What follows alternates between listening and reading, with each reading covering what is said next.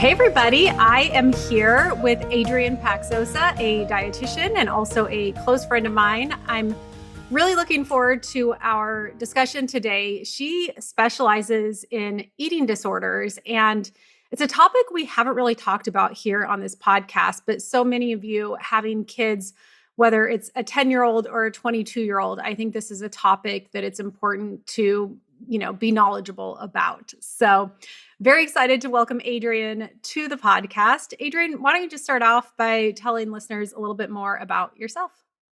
Well, super excited to be here. Like Allison said, dietitian, have been a dietitian for a few decades and fell into the world of eating disorders. I thought I was going to do sports, all of that, but really, truly have a passion for eating disordered eating, because there's so many things that kind of compile into an eating disorder, our sense of self, our sense of well-being, all of these things. And we tend to make food the issue when plus it's a little heart food is so much fun, as I'm sure Allison has touched all that, but that's kind of where it's spawned from an eating disorder, and have helped build Nourish, which is a national telehealth nutrition company, which you get to see a registered dietitian that's covered by your insurance. So really, truly making access to dietitians more affordable, more accessible. And so I am so excited to talk about eating disorders, which sounds so weird to say that I love eating disorders, but it is true. Well, I mean, I love that you're out there having the conversation because I think it's one of those topics that sometimes people don't want to have, or it makes people uncomfortable. And all of us out there, moms, friends, family members, it's important to kind of be aware of this as an issue. So I thought maybe we'd start more with language around food and then move into like, hey, what are some signs that things might be going wrong and what can we do? So starting with language, what are some things that we need to be aware with about when we're talking about food? I think that there's no clear black and white, which I wish there was. It would make momming so much easier with food. It's very much how the kiddo, the person perceives that interpretation. So the difference between saying, oh, don't eat something versus don't eat something and then there's a consequence. So, like, oh, if you eat marshmallows, and I'm just going to use marshmallows probably today because who knows, they're funny. Don't eat marshmallows because you'll gain weight. So if a kid eats the marshmallow, oh my gosh, I'm going to gain weight and then I might not be loved by my mom. Even though the mom never said that, or the caregiver or whatever, I'm just going to use mom today, that can be perceived in the kid's brain. So interestingly enough as well, eating disorders, it's a genetic disorder. It's a genetic mental health disorder. And so the saying is, genetics loads the gun, environment pulls the trigger. So if there's a family history of eating disorders, disordered eating, and we just are growing up in a diet-centric culture or a weight-centric culture, there's more risk that eating disorder will present. Yeah. Wow. That just even hearing you say those words though of that little kid and thinking through like how they might interpret that and how strong our Mhm. words can be. That's so It's terrifying. Oh my gosh. Every single time I say something, I'm like, oh my gosh, am I going to screw up my kid? And they're going to, yeah. So you have the right thoughts, and we might, and that's okay. There's no good, bad, right, wrong. I think it's just being very mindful of also how you view yourself and how what you say about your body, your food is very much going to be picked up by the kids of like, oh, mommy can't eat that because she needs to lose weight, or oh, daddy's not eating that because he needs to lose weight. They don't care. Kids do not need to know if you need to lose weight, gain weight. They do not need to know. Oh yeah, daddy's just doesn't prefer that. I always like to use prefer or not prefer as opposed to like, don't like. Kids will choose their own words of yucky or I don't like that. But I think always just really keeping your own personal stuff separate than your kiddos is so important. Well, as with so many things in parenting, I think our kids are constantly challenging us to be a better person. I personally actually love that about my kids. I think they really help to keep you accountable. One thing I heard the other day was someone who was talking about they are dairy intolerant and they're very intentional how they phrase that with their kids when they're not having ice cream. It's not they were saying how they kind of phrase it of like, well, this doesn't agree with mommy's tummy, but it's fine for you to have. And I know a lot of our listeners, because our meal plans have, gluten-free, dairy-free, I'm gluten-free. So I've tried to be intentional too with how I word that for my kids. My kids do eat gluten, so how do parents deal with that if they do have an allergy or intolerance, or if one of their kids have an allergy or intolerance? How do they word those so that where it's not so scary? I think that you did a great job. I think just being completely honest, like mommy has an allergy or has an intolerance, it makes mommy's tummy really sick. You are safe to eat this, and like letting them know that they're safe. It is okay to eat it. Mommy eats other things that are okay and safe for mommy to eat. So I think the more we are honest and straightforward with the kids and really talk about what is an allergy, what is an intolerance, and you are okay to eat this, you can do that. And so I think that's totally normal, especially with allergies and if a kid maybe has a severe allergy needing an EpiPen, like we have to be very safe around peanuts because Big Brother can't eat peanuts. That's why he has a special pen, but you are okay to eat peanuts when we're not around Big Brother. And so just really having those honest conversations are so important. Yeah, so true. And I think, kids, they're just always wanting to know they feel safe. So I think Mhm.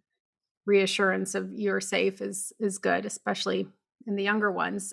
So anything in terms of language as kids get older, because I can imagine, I have little ones right now, but as they get older, I think it probably gets even trickier, right? Because I'm not going to be their only such a primary influence. And there's so many words that I hear surrounding food that just is not always a good influence. Yeah. So there's different like stages of childhood. So I would say from birth until about 6 to 8, we're good. Like that's a good time. 6 years old is when we start to lose some of our make believe abilities. And that's when we start to see possible signs of disordered eating disorder pop up, a sense of control, a sense of like needing to really their life might feel out of control. And so they're going to control other aspects. They might control their toys, they might control their food. And so that might pop up. And then welcome to puberty. It's a hot mess express. That's when the opinions of their peers are more important than your opinions of them. And so that is when all of their hormones change. And so we'll see a huge change in their brains as well. And that's when we see a ginormous spark in eating disorders as well. And then we'll see another spike in them, usually going off to college or when high school is done. And then the last spark we'll see is the blessed menopause. Oh, interesting. Okay. And what sort of red flags should parents be aware of in terms of spotting someone Yeah. that's So with food? the littles, it's that control. And so if you see kiddos trying to control food or being secretive about food, so it might be more of a binge eating disorder, hiding things, feeling like it's a shame, or trying to fix things in their family by having an illness.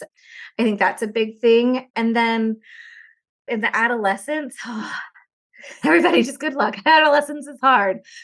It is definitely more of, trying to control the body. A lot of kids are scared of going through puberty.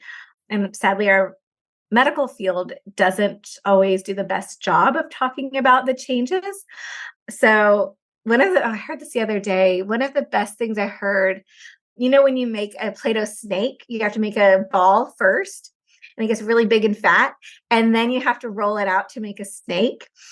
So our kids go through the same thing. So they will get chunky in the middle around their abdominal area before they grow big. You have to grow out before you grow up. And so a lot of times in our medical field, when you're going to those appointments, they might be having a higher BMI, they might be a little bit higher on their growth chart. That is normal. Do not freak out. Do not get worried about that. They will grow. If it continues and it is something worried, see a dietitian, but it is very normal to be a ball before you become a snake. And so I think also sharing that with kids as well is like, oh, we have to have a little bit more energy on our body so that we can grow tall. I'm going to keep rambling, but Great. Yeah. I mean, I think just more, red flags, like are there different red flags at different ages, or is it present similarly in a 13-year-old and an 18-year-old? Yes and no. Some 13-year-olds will present as I am trying to hide my body. And so I'm going to binge and have a protective layer around me. Others are, I don't like who I am. I need to control everything. And so that's going to be something different. And that shows up in all ages. So Mhm. again, it's not age specific, it's very much that deeper issue. So I always tell parents it's never about the food, it's about what's underneath the food. And my biggest thing I always tell parents is be curious. When, like, oh, I'm curious, like, why aren't we eating carbohydrates anymore? Oh, well, in my science class, they said carbs are bad. Cool. Well, tell me more. And so I think not jumping to conclusions, not putting your own stuff out there is really important. Or, oh, I need to go on a diet because I need to lose weight. Huh. Why is that?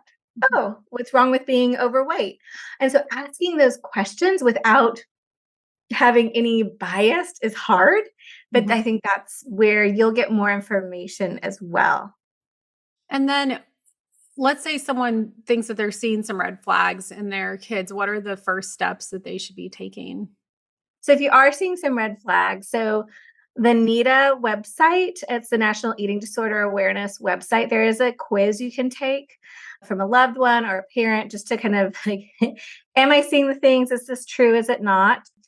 Then you can choose to go either which route. You can go to an eating disorder dietitian, and you can find that in the IADEP, International Association of Eating Disorder Professionals website. So you can kind of search in your area, or you can go a therapist route. So no good, bad, right, wrong. Just know that therapists and dietitians, they have lots of specialties. So you want to find one that does have the background and education in eating disorders.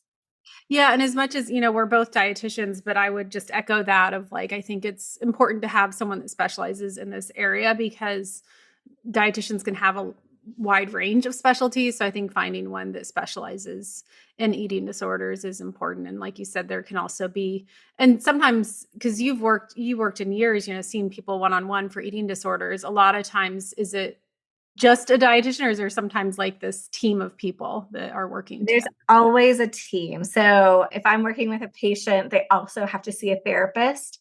And then, if necessary, we'll add in a psychiatrist if meds are required or a primary care physician. But especially with kiddos, we do like a primary care physician so we can track blood work and just making sure that there's nothing else going on because eating disorders can cause a lot of harm to the body. Mhm. So I'm trying to think, you just sparked another question, but I wanted to actually touch on something else because you're talking about the stages. And I know we're talking more about kids, but you said something about menopause being a time where you see this. So, what are some things? I mean, just thinking to some of our listeners, what are some things in your friends or maybe like, a sister or something like that that you might see that could be red flags? Or how can you handle that if you see that there might be something going on in a loved one? So interesting enough, the latest statistic I saw was 1 in 5 women at the age of 40 will have had experience with eating disorder or disordered eating at that time. Wow. Holy hell, that's a lot of us. And so one of the things that's a sign as a chronic dieter, they've tried every diet under the sun and they're still trying to lose weight. That's a big red flag. That's probably the biggest. I always say that diets are the number one cause of an eating disorder. So if somebody's been on and off, they've done Weight Watchers or whatever, they're doing something new, hoping for the same results and nothing's working. That's first and foremost. If they're seeing their body maybe hit menopause sooner than expected, like if all the females in their family didn't go through menopause until their late 50s, but they're already like full blown menopause in their 40s, like what's going on? Mhm. If they're really having issues with their bone density, but family history is not there. They're struggling a lot more with mental health, like a higher level of anxiety and depression. So those would be the bigger causes I would be curious about for us more mature ladies. And if someone did have a friend, do you have any conversation starters or a way to broach that. And if you're my friend, I don't know. I don't have anyone in mind. It's hard. It's hard. It's touchy. I would, again, just go in with curiosity of like, I would think like the chronic dieter, because we have I know so many people have tried every single diet under the sun. It's just like, hey, what would maybe not to try a diet and talk to a dietitian? Just try something different. I've listened to this crazy podcast, and evidently you can, like, dietitians aren't sexy, but they are really helpful. So I think being curious is so much easier than judgmental, because we do live in a culture and a society that it's praised to be in a smaller body than it is. And that's the other thing. When we think of an eating disorder, we think of like that image that pops in your brain is somebody that's very, very emaciated, very, very thin. But eating disorders come in all shapes and sizes. And so somebody might be malnourished, meaning they're very, very undernourished, and be in a larger body. It seems very counterintuitive in our brain, but yeah, it's all shapes and sizes. And then I also want to point out, because I don't know that we've touched on this, but like, it's not just female, right? Like so moms, I'm a boy mom, but I think it's so important to keep in mind that this can pop up in, men as well as women, boys as well as girls. And there's a lot more shame in boys as well, because it's, and I'm using air quotes, a female issue, is what it's always kind of categorized. And again, it comes back to that control, sense of self. And we see it also in different gender orientations as well. So I think that's a different whole other ball of wax as well. So yeah, eating disorders is like depression. It doesn't pick based off of gender or identity. Yeah, exactly. Well, this has all been so insightful, and so glad to have you on to talk about this topic. It's so important, I think, for people to be aware of and think about. Any other points that you want to make sure to hit home for people that we haven't touched on today? I would say if it smells funny, trust your gut, especially if you're a mom. Like, you know more than you ever think you did. And it's better to get another pair of eyes on your kiddo, loved ones, whoever, than not. So trust your gut. I've had so many parents like, I think this is something. Do you mind just checking out? And I'd rather that be safe than sorry. I agree. Wonderful. Well, thank you so much. Let people know how they can find you, connect with you. Yeah, so you can definitely check us out, usenourish.com, to find out more about seeing a registered dietitian. And yeah, I'm on all the socials, to hanging out, talking about being a boy mom. Awesome. Well, Adrien, thanks again for having you. It's been a pleasure. Bye, Allison.